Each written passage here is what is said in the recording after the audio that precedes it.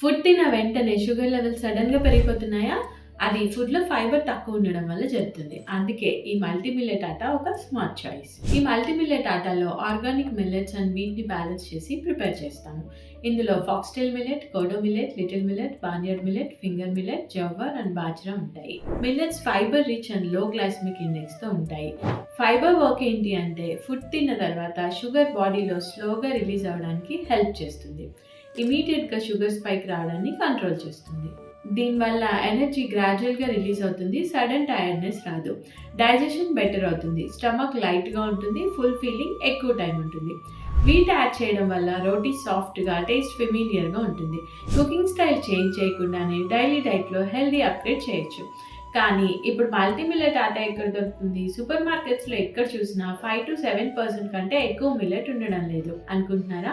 Don't worry అండి. మా healthy డేలో 30% మిల్లెట్స్‌తో స్పెషల్‌గా ఆటా ప్రిపేర్ చేస్తాము.